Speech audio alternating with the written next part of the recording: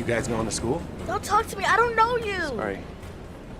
What's your favorite Inside Out character? Oh, Joey's my favorite, by far. How about I you? love Joey. I like Joy too. It's a lie, though. It's a lie. You're gonna chase your entire lives. I got married when I was young. How old are you? 11. 11. All right. Well, I met my wife in 4 years from now. That's when I met my wife at camp, and we got married. She's the only girl I've ever slept over. And then the other day, I came home because I was gonna see a movie at the community center, but I didn't. I didn't know that would change my life. I caught her with a man. You know what that feels like? Anger. Anger is right. Disgust. Disgust is right. Fear. Fear, yep, it was there. You know, we all make mistakes, right? Yeah. We're friends. She's my wife. So I'm gonna go back and tell her that I'm sorry I left. She'll take me back, right? Why do you want her back? Because I love her. She's gonna make me cry.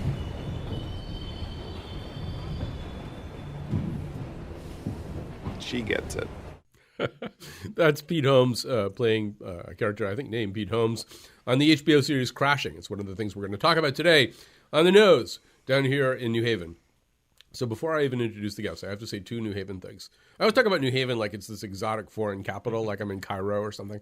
So here are 2 exotic things about New Haven. As you come into New Haven today, as you get off the highway on the Trumbull Street exit, there's like this blinking light. It sort of looks like it's like a little pole sticking up from where the traffic light is, and it has this little blue flashing light. It sort of looks like the first Star Wars movie when George Lucas started to run out of money for special effects, you know? It's like not very good thing, whatever it is.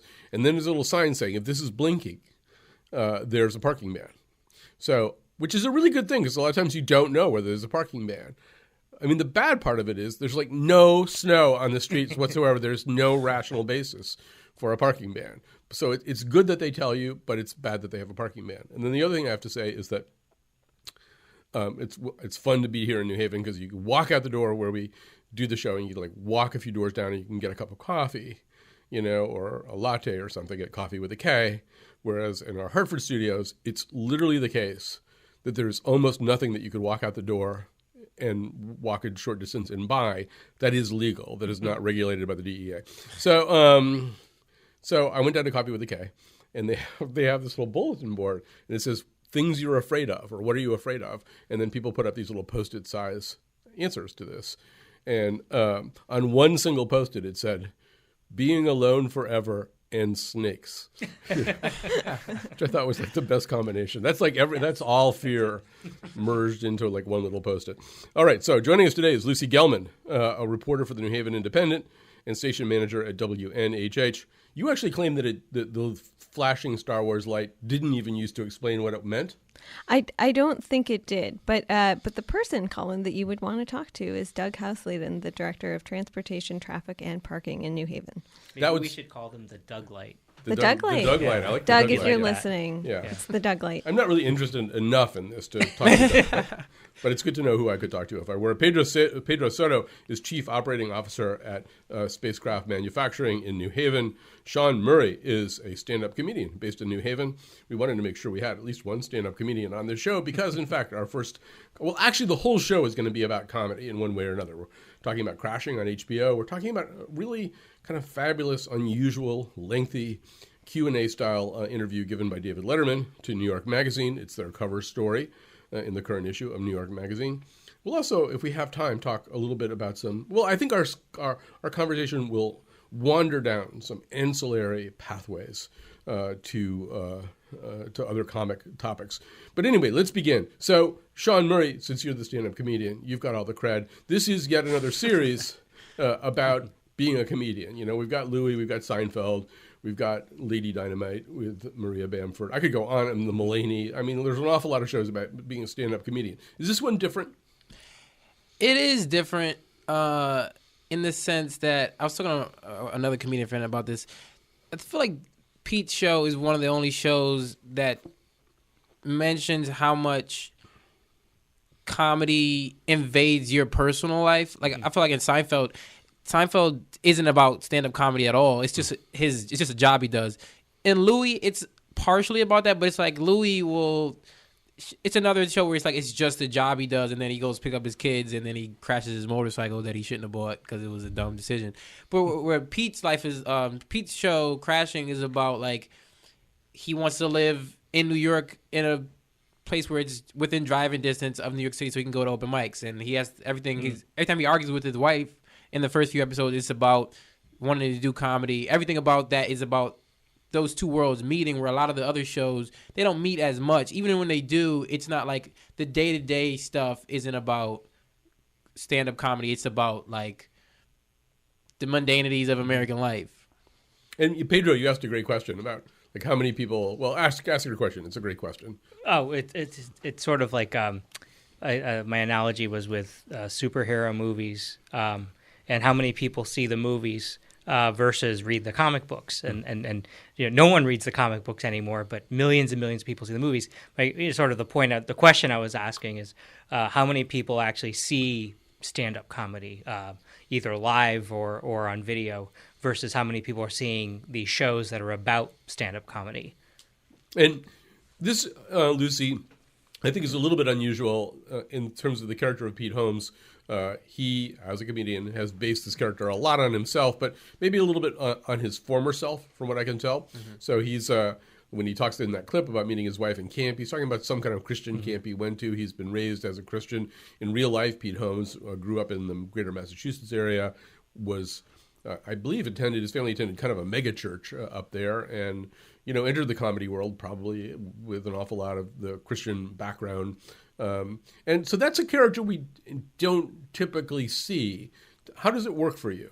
Yeah, well, I think I would describe him as charming. And to say that, I don't love the series. I'm interested to see where it's going. I think I'll probably finish the season, definitely.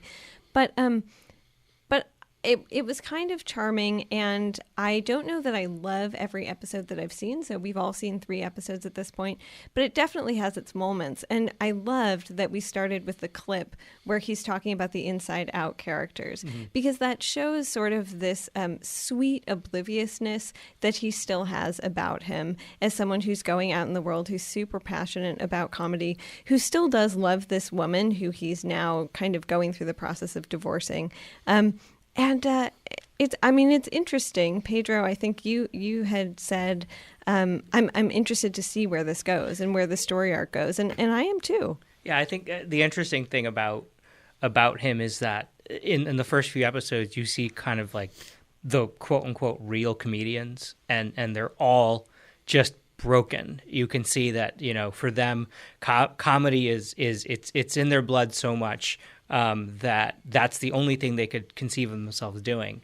And when he comes into this, you see it on the surface, obviously, like he's willing to make all these decisions and sleep on the couches and kind of start to kind of hit rock bottom because he does this. But for me, I'm just wondering, it's like, well, but you're living in the suburbs, right? You sort of see this as becoming, it's like going to med school, as he mentions, as I'm going to be this, and I'm just trying to see kind of where is the moment. You can see that he's a very bad comedian at this point, and I'm wondering if what the breakthrough is going to be to make him a good comedian, if he's going to have to get broken to be a good comedian, or if there's going to be some breakthrough about himself that we see that will turn him into starting to actually be funny. Yeah, so Sean, a lot of this is about the business of comedy, the business of trying to be a comedian. He's on one of the bottom rungs. One of the pressures on his marriage is the fact that he's pursuing this career in comedy. In many cases, he loses money because he has to buy 2 drinks in order to get up to the mic. And there is this moment where he actually, let's play the Artie Lang clip because it sets up part of this moment. So what's your plan? Well, if it's okay, I was just going to kind of camp out on the couch, maybe watch a sad movie. I understand. Sometimes when I'm sad, I like to watch sad movies. Seeing somebody else cry kind of helps me get a good cry going. Well, that's a good idea. That's a great idea. I think you should just sit here. Let me know if you need help crying later. I'll be happy to help you out. Are you a man or what? Be a man. Forget about it. Your wife left you. Oh, big deal. Suppress those feelings. That's what a man does. Keep them down. Keep them deep down. Distract yourself. That's what men do. You gotta make money. You can't have emotions and make money. Just keep a blank stare on your face. Do as you're told. Then one day, you have a heart attack. If you're lucky, you go clean. Go clean? Here's what I gotta do. I'm going to Albany. I got a gig. It's a benefit, but I get paid. You saying you want me to leave? No, what I'm saying is I need a ride. I could either pay somebody, or you could drive me to Albany for free, and when we get up there, you do a few minutes up front on stage. You want me to open for you? No, I want your car to open for me. I need a ride to Albany is what I'm telling you. How much time do you want me to do? How long does it take to say, here's Artie? Yeah, go ahead. Oh, that was just part of the clip. Okay. Yeah. So the reason that Artie Lang, and Artie Lang is a comedian who probably became most famous through Howard Stern, but is, I guess, a very well-established comedian. The reason he's a little hard to understand in that clip is he has a cigarette in his mouth, which he never removes, I think, for the entire 1-minute scene that you just heard. And Sean, you know, more than a lot of these shows, I think this show also is a little bit about trying to make a living as a comedian. You know, I mean, obviously Seinfeld, Curb Your Enthusiasm, Louis, stuff like that. But there's a moment up in Albany, this is not a spoiler, where Pete, who has really done nothing to distinguish himself in his role opening for Artie and being kind of a fake MC for this evening in Albany, is handed a check. And he opens this envelope and it's for $250. And it's like this miracle moment for him. I mean, this is a guy who's never been paid that much money for comedy in his life. And you can sort of see, I mean, that has its own power. It's not funny or anything like that, but you could maybe, people who haven't been comedians can kind of get something there. Yeah. Even if you have a job where you make $1,500 a week or something like that, just getting a $50 check in comedy is the biggest, it's the greatest feeling, especially at that level. It's just like, it feels like because you feel like you're being paid because you're good, even if you're not good yet. Like they're acknowledging that you're an actual comedian. Like up until that point, you're getting paid. You're not really a comedian. You're just a guy who wants to do comedy. Until you get paid, you can't really say I'm a comedian. But once now you can say I've gotten paid for this. This is my profession, even if it's not actually paying your bills. Like that's just gas money for what he has to do with his life. But like just getting like $10 on a 5-minute spot is amazing. And yeah, I do think, Pedro, I feel a little bit of repetition coming up with some of these shows. I haven't seen Mulaney. I guess it's already over. You shouldn't but, see it. Okay. I love John Mulaney so much. Yeah, but we watched a little bit of Lady Dynamite. And what it seems to happen to is there's this kind of cycling through that, like I know Vanessa Bayer is going to be on this series, crashing a little bit later. Sarah Silverman is too. You look at all the people who appeared on Lady Dynamite. It's like comedians and their friends over and over and over again. And I'm wondering, once again, I mean, the choices he's made this time are a little bit different. Like you don't see Artie Lang on a lot of things like this. That's true, and I think that it'll be interesting to see if he has a different perspective, kind of on the sort of workaday life comedy genre that they have. And I think part of it is because he is kind of a fish out of water and really acting like a fish out of water, and maybe bouncing off what these established comedians and how they react to him. I know in one of the they have these sort of like the making of at the end of each episode. And the first thing he said is, in the genesis of the show, you have Pete kind of being, he said, taken in by this kind of misfit group of comedians and how they all find their way to kind of take care of him and help him along. And I think that in some ways there may be an additional message that maybe isn't in some of these other ones about sort of the camaraderie and the life of comedians and how maybe that can be a positive kind of heartwarming thing, which kind of flips off of Pete being that kind of positive, heartwarming guy. Although, Sean, I want to swing back to you on that too, because there's also a lot in this series about the clannishness of comedians, about conversations you can't join in a bar because you don't have the same kind of status, and about the whole fact that comedy itself, stand-up comedy, has this tremendous potential for hostility in it. The audiences can turn on you very easily. That I actually hear and see all the things that Pedro's talking about, but they're always in dynamic tension with this notion that, there's just a lot of hostility and fear that can come out in comedy. Yeah, absolutely. I think that's part of the reason why, like, comedians, there is that clannishness, whereas, like, comedians are the only ones who get it. Even, like, musicians, we always say, like, my comedian friends, we always say, like, at least a musician has a guitar. They can just play over the silence of people not enjoying them. And people will dance to a song they don't necessarily like. But a comedian, if you're bombing, it's very viscerally real. Like, in this moment, everyone hates you.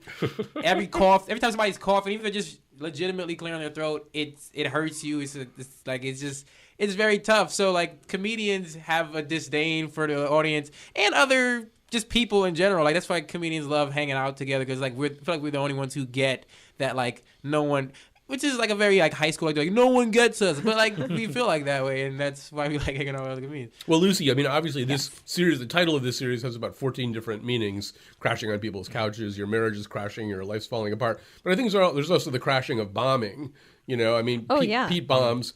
You were talking about seeing a pretty famous comedian in New Haven bomb recently. What was that like for you as an audience member? Oh yeah, well, so this was actually 2 years ago, but it was so painfully bad that it feels like it was just last night. And I was actually in the audience as both a consumer of performance and performance art, but also as a reporter, and it was Tig Notaro, who's a pretty good comedian and has really sort of been a role model for a lot of women in comedy. And so it was exciting for me. And she bombed, and she just kept bombing and kept talking about how she had a show coming up in Boston. And, often people will do this in New Haven. They'll kind of get here, and it's between New York and Boston, and they'll phone it in. And for me, as both an audience member and a reporter, that's never, ever okay. But just watching her bomb, you did see this really interesting shift where the audience, who had paid, a pretty penny to kind of come and see this person, sort of turned. Some people got up and left, and then some people stayed for the rest of the show, but really did not want to hang around for an encore or autograph signings or anything like that. And Sean, I have so much respect for you as a comedian, because I know that probably putting yourself up there on stage is not easy, and yet at the same time, watching her bomb was kind of this. It was sort of a miserable experience. That's what's so interesting about comedy is like, it's going back to the music thing. Like, it's so hard for an established music act to bomb. Like, they'd have to have a serious like disdain for the audience where they're intentionally not doing well, because like what comedy is, nobody wants to hear jokes they've heard before. So if they're doing new jokes, there's a much higher percentage that they're going to bomb. Whereas with music, you want to hear the hits. You want to hear, if you see whoever, if you see Springsteen, he's got to do Born to Run. You know what I mean? Like, whereas if you see Louis C.K., you don't want to hear jokes from his 2005 albums. So it's like, it's every time you go up on stage, even if you've done a 20-city tour, you're doing these jokes in front of a new crowd, and they may not do well. And once an audience turns, it's so hard. That's why, like, when you're doing like showcase shows, if one comedian bombs in front of you, it's like, there goes the show. And it's like, but there's also that like, I'm gonna save the show aspect where like the next comic up is like, I got this, and then they don't have it because it's something that you can't even quantify. Like, once that shift, it's so difficult to get it back. Yeah. And Pedro, I think for those, I mean, I've actually done some stand-up comedy earlier in my life too, and I've had that exact experience. The person who went on before me got the audience booing. I'm thinking, oh, thanks, pal. They were booing him. But it's, that it's that mystery too of, I mean, for all of these comedians, they're probably doing pretty much the same set in 20 cities, and they'll kill it in 17 cities and bomb in 3. And it's a mystery, right? Mm-hmm. There's no way to know why that is, except I think in Lucy's description, there's a snowballing effect too. Something goes wrong early, and then this crystalline structure of resentment builds up. Oh, I think that's definitely true. I mean, I think that it's you can see it with TJ Miller, and you can see him in a few times in the episode. He's talking. He has the marijuana joke, and it's a great thing, and he's repeating it over and over, and because he tries to do something new and different in one environment, and it's not working, so he slaps back to that. So he slaps right back to that one, and so I mean, definitely as a non. I mean, I've been a singer over time, and it definitely, with singing, you definitely have a lot of different. You're never going to lose an audience. You can always win them back on the next song or something like that. But I think something with stand up, it is this sort of like back and forth wave of if you lose the audience, just like the air goes out of a room. I mean, I remember, but when good stand up works, I mean, it electrifies it, and you're like floating on air. And I saw when I was in high school, George Carlin at the Schubert, and and he came in and he was late, and he was you can tell that it was a show that he had kind of squeezed in, but it was just absolutely fantastic. And you could tell he was, there was some stuff you'd heard before and you'd be seeing on, HBO or something like that. But, he really knew at that point, obviously later in his career, just how to just get that room going. And he really did. But often so much anxiety goes with that. A few years ago, I just had to kind of warm up an audience for Lewis Black. So I was backstage with Lewis Black. He looked terrified. And he could barely talk. He comes out on stage and he just, pulls apart every supposition that exists in society, and he's just completely in command. But he looked like a man marching to his death. So, Lucy, I want to talk very specifically about a speech given by T.J. Miller. I didn't know too much about T.J. Miller. I don't watch Silicon Valley. He's one of the comedians who sort of, in a kind of grudging way, takes the forlorn Pete Holmes under his wing. And so anyway, this is this little clip includes a speech, a declaration that T.J. Miller makes about the role of comedians. I don't know what Pete told you, but I don't think you know anything about the details about why I did what I did. I know that he's a comedian, and what we do is noble, and that you should have supported him. Comedy is noble? You get on stage and tell jokes and make your whole life about you, and everyone has to give you attention and praise you all the time? I'm trying to make people happy. What do you do? I'm a teacher. Well, see, there you go. Your entire profession is the only reason people listen to teachers is because they have to. What grade do you teach? Third. Yeah, there's a lot of kids, if you teach third grade, that are never going to remember you. They'll never remember your name. What was your third grade teacher's name? Miss Scallender. Oh. What you need to understand is that comedians are the new philosophers. You think you're a philosopher? Did Socrates ever talk about his nut sweat? Did Plato ever talk about jerking off into a trash can? I've had fans write me letters about how my podcast saved their life after they split up with their wife. So hopefully something that I do will make someone like Pete, who got totally over by you, be able to make it through their day for the next 6 months instead of giving up on life entirely. So this is a pretty extravagant claim, Lucy. But on the other hand, I think we're living in an era where, let me just quickly, I'm going to be like Pete Holmes talking too much on his podcast. But when I was a kid, and I'm much older than you guys, I remember watching Ed Sullivan, and you'd have to wait through all this stuff. Who's this guy Elvis who's singing? When is the comedian coming out? I want to see the comedian. And you didn't get to see comedians that much. You really had to wait for them. And we live in this incredibly comedy-saturated world in which there's just tons of shows on television, and there's podcasts where people talk for 2 hours about being a comedian, and there's comedians in cars drinking coffee, and there's David Steinberg had a show for a few years where he just went around interviewing famous comedians about being comedians. I mean, there's comedy and meta-comedy and comedy piled on top of it. And I don't know about that claim, though, that comedians are the new philosophers. Whose side are you on, the ex-wife? No, I actually think there's a lot of gray area, Colin, and I say that because I think when they are at the top of their game, comedians, not unlike other performers, and actually not totally unlike reporters, are kind of the truth tellers of society. And what I mean by that is, if you're a good comedian, you observe people, and people are where you get your material. And that, if you look at enough people, I just heard Min Jin Lee speak at the Institute Library in New Haven about her newest book. And she's an amazing author. And one of the things she was saying was she'll sit down with a person and observe them and take 60 to 80 pages of notes. And from that, she'll maybe get 3 lines of prose. And I'm not saying that every comedian should go around and do that, because that makes one's task very, very arduous. But I think that if comedians really observe the world around them and their own behavior and kind of go in with this ability to be self-deprecating, which some of the best comedians, I mean, that's where they get their material. I do think there's a degree of truth to that. That said, there are some comedians who are just not super good, who are not going to get out there and say something profound that's going to change my life or your life. And that's okay too. It's okay to have a laugh and not think about it in a profound way.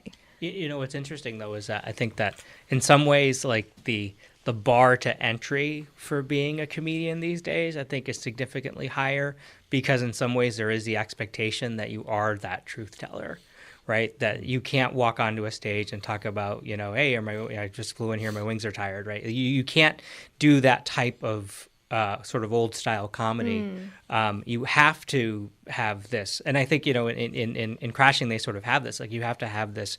When people are saying like that, that happened to you. It's like, yeah, that happened to me. It's like, but we didn't believe that it happened to you because of the way you said it, right? And I think that there is an expectation. You can even go down, Patton Oswalt, Louis, Mark Maron. In some ways, you feel like you're getting a window into how they are, which is in some ways the genesis of all their shows, right? And I think that without that, I think it's a lot harder to become a successful comedian these days. We're going to let Sean have the last word in this segment. This whole conversation is making him very agitated. And I want to say that Pedro has tickets to see Mark Maron tonight. So, Mark, if you're listening, shout out Pedro from the stage. Mark's not listening. So just react any way you want. I'm not going to prompt you. Oh, no. I agree with Lucy. It's definitely a gray area. But I think it's more like, as a comedian, I feel like I can't say I'm the new philosopher because it's a very self-righteous thing to say. I think, but at the best, at the comedians at the highest level that are doing it are in some ways philosophers because they're synthesizing something that we all recognize in the world that they put it to words in ways that we couldn't possibly imagine. Like I always think when I'm ever dealing with kids and they ask me why, I always think of that Louis C.K. joke about how kids always ask why, and it just devolves into this like very absurd. And it gets to the point where he's like why? Because things that aren't can't be, and it's like that's how. And I think every time I hear a kid say why, I think because like and it's like I get upset that I didn't write that joke because I experienced it too. But he got there first, and he did the best version of it. So I feel like the best comedians, and not all of them. Some, a guy like Stephen Wright isn't necessarily like. He's a one-liner guy, but even you can see some of his intelligence and what his perspective on the world in his jokes because he's operating at the highest level. But on the other hand, there are some really bad comedians, and there are comedians that aren't even necessarily attempting to do anything profound with their work or like aren't even trying to explore something outside of their own like perspective.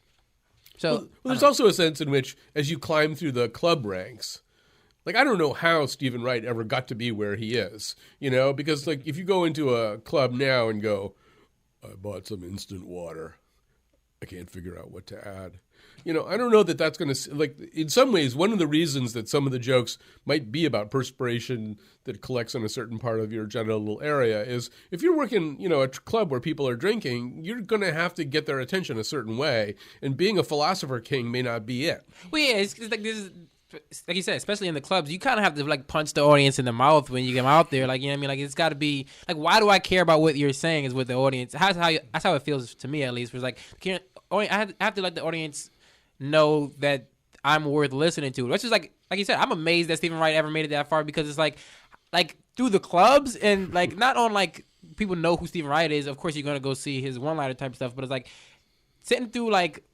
The Comedy Cellar at 11:30 at night doing one-liners. I don't know how he did it. Yeah. His jokes were that strong, obviously, but it's like you can understand, like you said, why people do jokes about genital sweat because it's like it's a lot more in your face and easy to like. Oh yeah, I can see why that's funny. And even if you don't think it's that funny, it's like, hey, I'm gonna perk up. He's talking about something a little bit unorthodox. All right. We're going to take a break here. We got to save time for an interview with David Letterman that I think all liked a lot. So come back for that.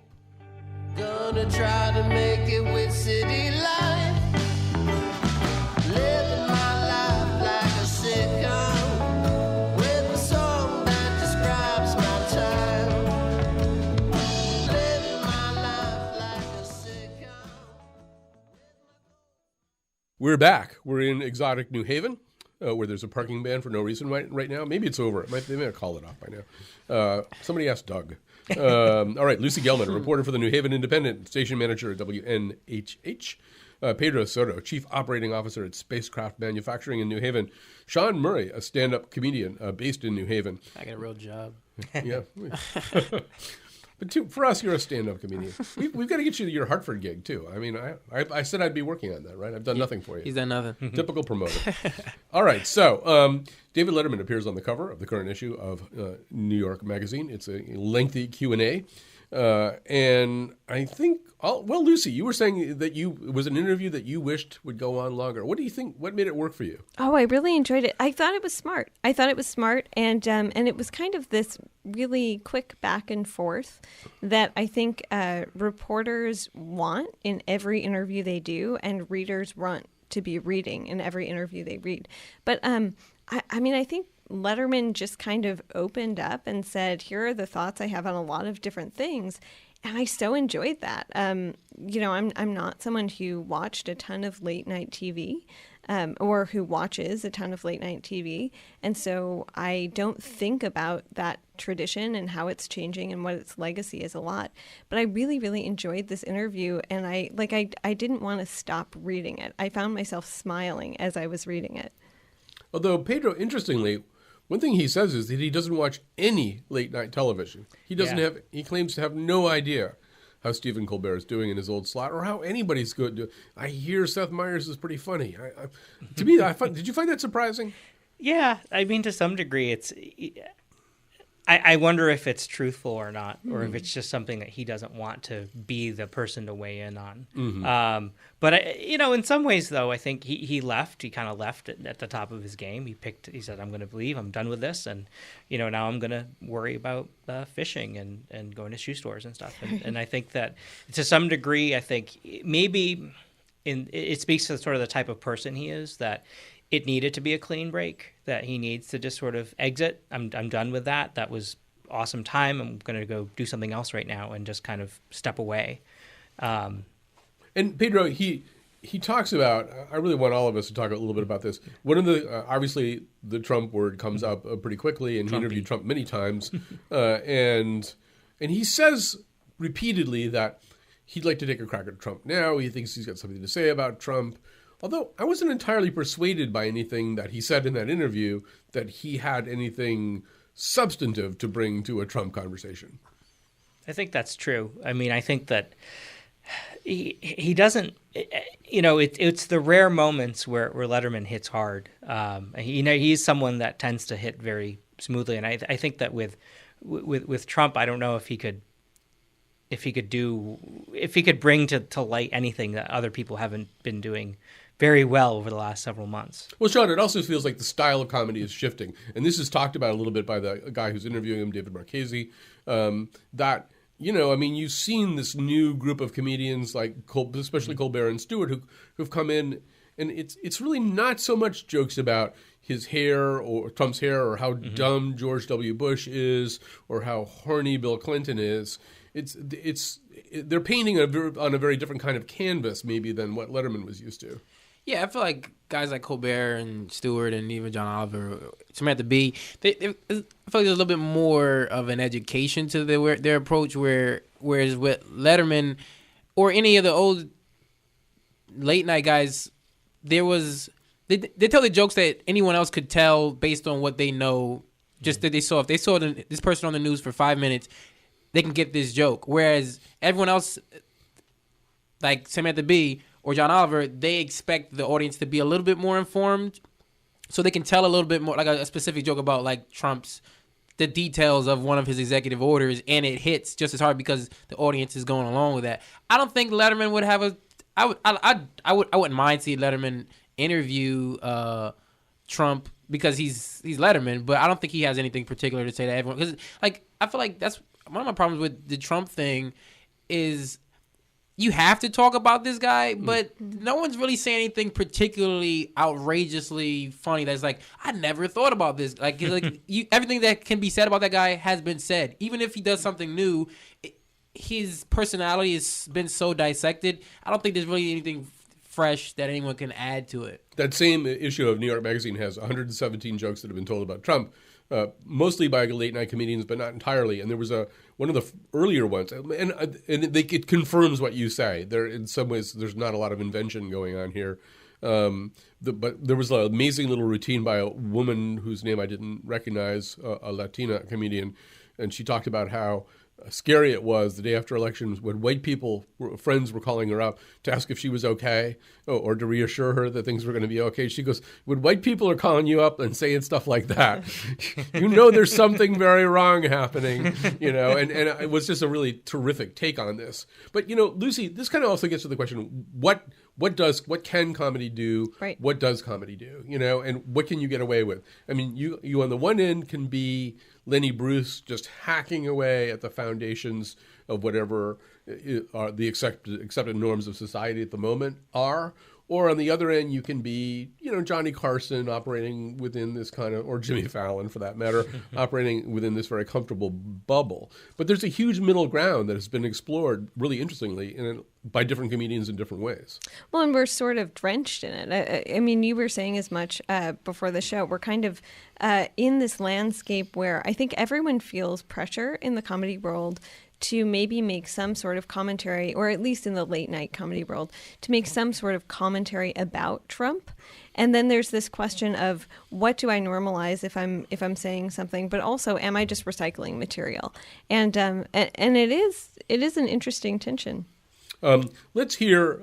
I actually do feel as though Jon Stewart found this place that nobody else had really found before, which is, yeah, something very educational about what he did. I mean, you don't even necessarily know about this. I'm going to explain it to you and make you laugh at it more or less in the same breath.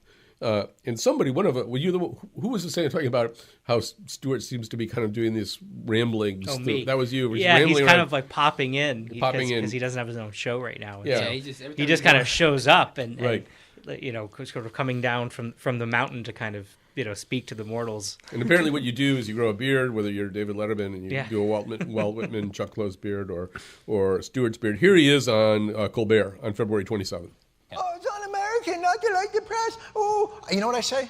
I say stop your whining, press. I say stop. Can I talk to the media for a moment? Sure, go ahead. Matt, which one of these cameras goes out to the media? That one goes straight to the media. Right there? Yeah, goes There straight. we go. Hey guys. Hey media. So I heard Donald Trump broke up with you. Stings a little, doesn't it? Finally thought you'd met your match. A blabbermouth who's as thin-skinned and narcissistic as you are. Well, now it's over. Well, good riddance, I say. Kick him to the curb. Media. Thank you. It is time for you to get your groove back, media. Because let's face facts, you kind of let yourself go a little bit for these past few years. Put on a few pundits, obsessing 24 hours a day, 7 days a week about this one guy. What's Donnie up to? Did he say anything about us? You think he's going to come on our show? Do you think he even likes us? He doesn't even have to come on. He can just call us. Oh, Donnie, please, just let us know you're okay. And the whole time you're chasing after Donnie, the rest of us are thinking, can't you see he's an ass? No. So, well, that's Jon Stewart doing. I mean, I think he was sharper when he was doing it day after day after day after day, but he's doing a kind of thing that nobody else does. Yeah, well, I think also you're right. He opened up. He took the Daily Show and turned it from was it Craig Kilborn, kind of comedy thing to this, this speaking to the news. But I also think that where his genius is, and where I think Samantha Bee and John Oliver, Larry Wilmore have took things to as well, is it's not just the sort of news topics that they're talking about. It's the news process and the media as well. And Jon Stewart, if you watched any of his shows for any length of time, it was equal amounts talking about the politicians as well, but also just about the insane and inane ways that 24/7, cable news had just destroyed the news process.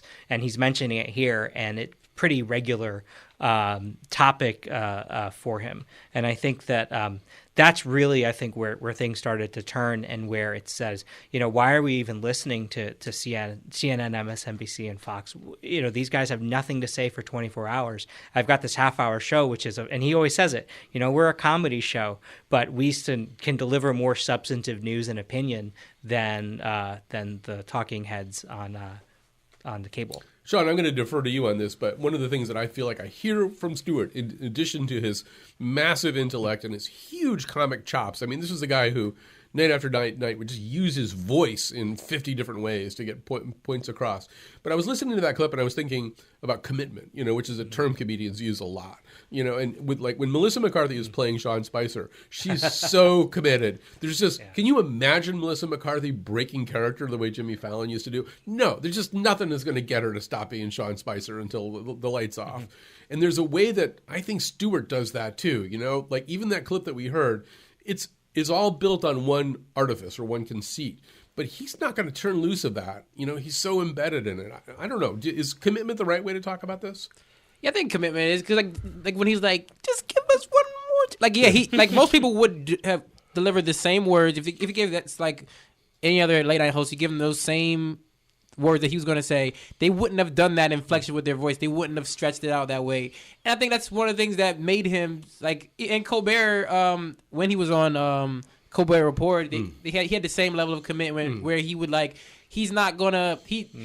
It's very rare that he would not break out of like I am Stephen Colbert, even if it's someone who's someone who you can't like. How can you even question their perspective? He would find a way to do it because that's what the character calls for. I think that's one of the good things that Jon Stewart does really well. But Stewart had an interview last year at the end of last year, and he said, "I don't know what we accomplished on my show. Like, did we really act? Like, did we harm?"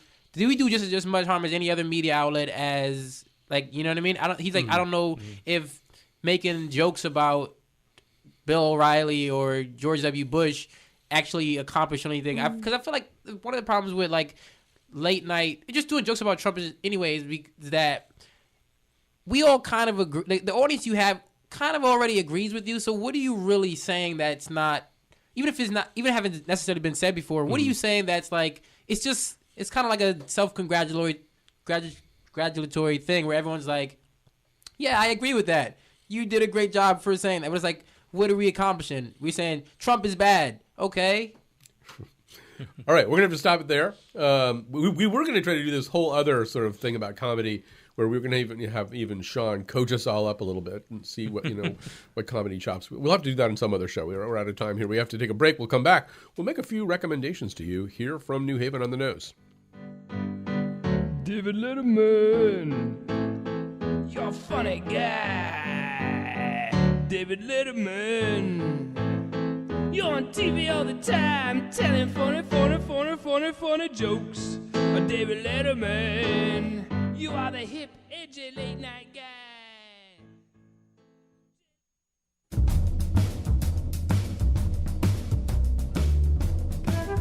Today's show was produced by Jonathan McPants, who will be performing at Magooby's Joke House in Baltimore, Maryland this weekend, and by me, Kyone Wolf. I'll be at Dr. Grin's Comedy Shop in Grand Rapids, Michigan.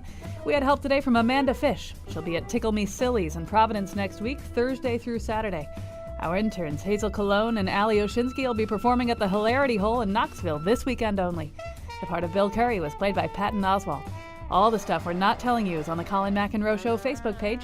Next week, The Scramble kicks off the week with a 3-part analysis of the weekend's news, including a conversation with Ayman Ismail, who debunks the idea that Muslims don't assimilate. And now, back to the nose. All right, we're back with Lucy Gelman, Pedro Soto, and Sean Murray. We're going to make some recommendations. Pedro, why don't you get us started? Okay, so as I was mentioning about going back to the source material for comic book movies, tonight there should be some tickets remaining. I checked just before I got here. Mark Maron is going to be at the College Street Music Hall. You'll see me in the audience as well. But I think the show was rescheduled from the fall, so it's a chance to, if you missed him back then or thought you missed him back then, he'll be there tonight. Parking ban or no parking ban, but I guess park in a garage just in case. All right. Mark Maron in New Haven. Lucy Gelman, what have you got? Sure. So I just finished Homegoing, which is a novel by Yaa Gyasi. It's a great, great book. We're talking about comedy, so I hate to end here because the book is unending heartbreak. When I finished it, I turned to my boyfriend and just burst into tears and then started reading it again. It's a really, really wonderful book, and I cannot recommend it highly enough. And then Can you quickly say what it's about? Or Sure. So it begins in Ghana in the 18th century with two two half-sisters, one of whom is married to a British officer who is there as a colonizer, and one of whom is shipped overseas to the U.S. and goes into the slave trade, and it follows their families for several generations thereafter up to the present day. So we're in 2000 something when we end, and it is just incredibly well researched, incredibly heartfelt, and I will say, as a work of fiction, it gets very, very close to Ta-Nehisi Coates' essay in The Atlantic, Case for Reparations, that was published, I think 2 or 3 years ago. So I can't recommend it highly enough. And then very quickly, Al Letson earlier this week for the Center for Investigative Reporting did an interview with Sebastian Gorka, who is in Trump's cabinet. It was really, really good. I highly recommend it. It's under, if you look up Reveal, which is the podcast for which he works. All right. And Sean Murray, what have you got for us? There's a film streaming on Netflix, a Netflix original movie called I Don't Feel at Home in This World Anymore. It's a really dark comedy starring Elijah Wood, and I can't remember the young lady's name. I wish Elijah Wood's the more recognizable name.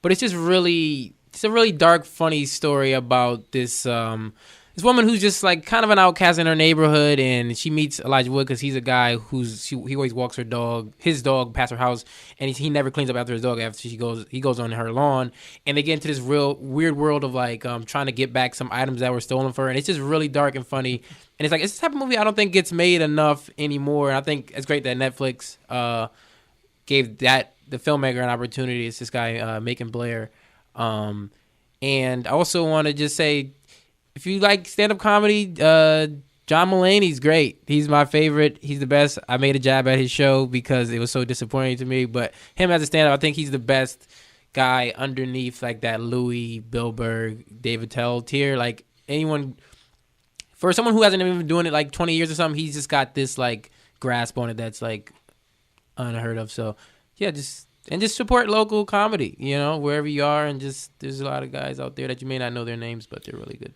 We're thinking Melanie Linsky might be the woman. Yeah, it is. That's it. In that. All right. So I didn't really come up with that, but all right. So I was trying to think of a good comedy recommendation, and this is sort of a good comedy, non-comedy recommendation. But last week, John Oliver interviewed the Dalai Lama, and if you didn't see this, you should see this. I mean, like a lot of the things that John Oliver does these days, it's not necessarily intended to be entirely comic, and obviously he sets the whole thing up by the precarious situation of Tibet and does, once again, some real education. I even thought I knew the Tibet issue pretty well, but he brought up some geography stuff that I just had never really thought about. And then they have this interaction, and I've been to see the Dalai Lama live twice for a time or two, every bit as good as Mark Maron. But so, I mean, I don't know. I feel like I have a sense of who this guy is. And John Oliver really kind of did a nice job of getting to him. Now, I'm also going to break my rule.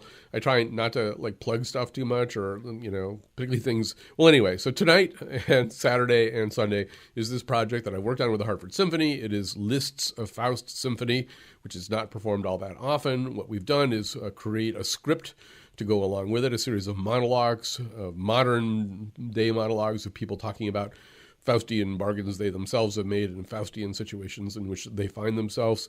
Two amazing New York-based actors have come in, Crystal Dickinson and Ward Duffy, who have come in to play those two roles.